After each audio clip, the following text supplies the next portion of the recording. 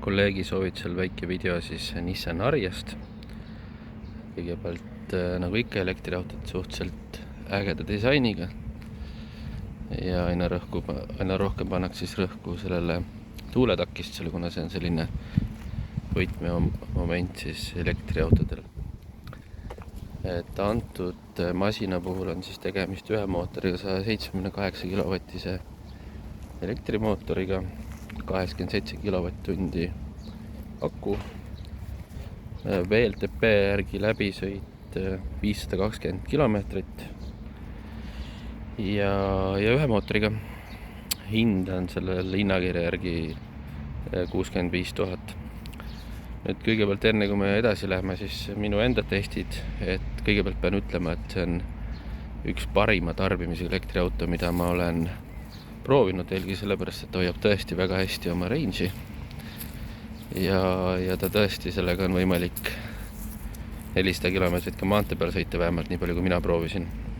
Minu andmed siis linnas tarbimine 13–15 kilovatti, 70 kilomeetri tunni kiirusega kuskil 15, 110-ga 18, kohati 20, eks see sõltub nagu tuulest.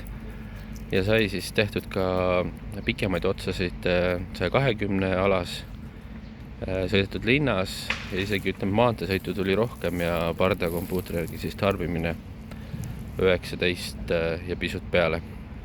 Passis on kilovatt 45, mis on ettevõtetel nagu eriti hea just erisoodustuse mõttes. Ja no ilmselgelt ka automaksuga tulles, automaksu tulekul on see hirmus hea. Ehk ta on null.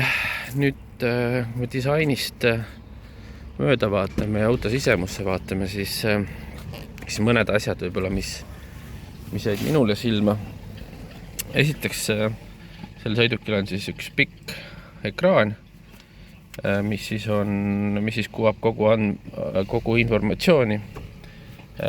Ees on siis võimalik need kõiki vahetada, peamiselt sellised sõidunäitajad, kõiksugused tarbimised, kõik muu, mida on vaja võib-olla sõites omada. Siis on suurem selline peaekraan, kus nagu kõikidel ka teistel autodel on võimalik siis alates raadiost, navigatsioonist kuni siis igasuguste muude asjade juhtimiseni oma järgi ära sättida. Nüüd esimene asi, mis minule isiklikult ei meeldi, et mulle ei meeldi pikk ekraan. Et see on võib-olla minu kiiks ja on oluliselt mugavam, kui siin ees on selline väiksem ekraan ja on suurem ekraan, vähemalt mulle nii meeldib. Teine asi, mis on võib-olla minu jaoks natuke negatiivne, on see, et kui te vaatate praegu seda rooliasendit, siis see rooliasend on täpselt kõige madalamas asendis. Ja ta võiks tegelikult tulla pisut allapoole, aga ta kahjuks ei tule. Et kui ma seda nuppusid proovin, siis ta jääb siia käejagu vahet ja sõidumugavuse mõttes võiks rool käia allapoole. Muus osas materjalid tunduvad väga kvaliteetsed, ei nigise, ei nagise, on väga vaikne. Väga äge stiili näide on siis nuppude kohta, mis on toodud keskkonsoolile, et ma algul vaatasin, see on lihtsalt mingisugune graveering, aga tegelikult on siin all nupud, et on võimalik siis siit drive mode'i valida ja ka see keskkonsool liigub edasi-tagasi. All on suur panipaik, no mitte nii suur, et siin tähendab on siis telefonihoidik ja siis all on siin veel panipaik, mis avaneb. Eriti huvitav asi on, et on tehtud selline avatav, nupust avatav, nii-öelda, ma ei tea, kuidas öelda, kindalaegas või mis iganes asi, aga nupust avatav. Sellel autol on isegi alles veel siis kindalaegas eraldi klassikaliselt katuseluuk, mitte katuseluuk, vaid panoraamkatus, nahkistmed ja üldine tarbimine just kliimaga sõites ja kõiki mugavusvarustusi nagu kasutades on tõesti nagu väga hea, et ütleme, et üks parimaid, et tõesti hoiab väga hästi range'i.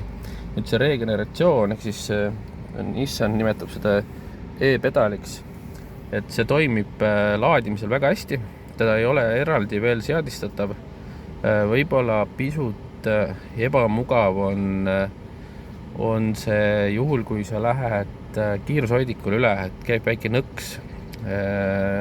Et võib-olla see on pisut ebamugav, et see võiks vähe pehmem olla. Aga samas generatsioon või regenereerimine toimub väga hästi ja ta tõesti reaalselt annab seda range'i nagu tagasi. Et läbi linna sõites oli võimalik täitsa plussiga sõita. Nüüd teine asi, mis on harjumuse küsimus, et siin on hetkel klassikaline peegel, aga kuna auto aknad lähevad taga nii väikseks, siis on siin ka kaamera.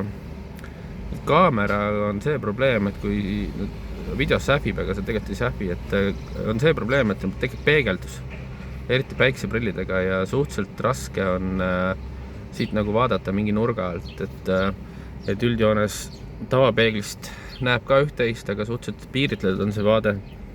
Et see on natuke silmadele segav, seda ei juhtu, kui sa vaatad ilma prillideta, aga päikseprillidega, eriti Polaroid prillidega, on see varjude osa on päris märkimisväärne. Ja kuidagi maru lähedal on, näiteks see kaamera on seal üleval ääres, et natuke on harjumatu. Aga muidu üldine disain on väga kihvt. Et käiukangi nii-öelda nupp on toodud siia keskkonsooli, põhimõtteliselt pole seda vajagi. 360 kaamera, sellise raha eest ilmselgelt peab ka jõuga olema. Ventileeritavad istmed ja kõik nagu selles mõttes väga okei. Samuti on tal piisavalt ruumi taga, et praegu siis see iste liigub ise nagu taha asendisse, aga siin taga on nagu piisavalt ruumi. Et ta on pisut suurem kui näiteks Toyota BZ4 ja avaram ja ka tegelikult taga nii-öelda pagasnik on suhteliselt suur ja kui siit veel eemalda need juhtme panipaik alt, et siis on võimalik teda veel nagu suuremaks teha. Kaasas on kodulaadija. Kaasas on tüüp 2 juhe ja mis ma oskan öelda, et kindlasti üks parimaid, kui mitte parim oma sõidu, isegi ütleks, et võib-olla mugavuse mõttes, aga just eelkõige nagu sellise range'i hoidmise mõttes. Ja ta tõesti võimaldab sul ka maanteel sõita selliselt, et see kadu ei ole selline 25-30% nagu enamikel. Et igal juhul oleks see auto mõistlik valik. Võib-olla sellises varustus polegi ta vaja ja hind on suhteliselt krõbe, aga tegemist on ka suhteliselt suure autoga ja hinnaklassilt Tesla Model Y-ga samas klassis. Need väga kihvt.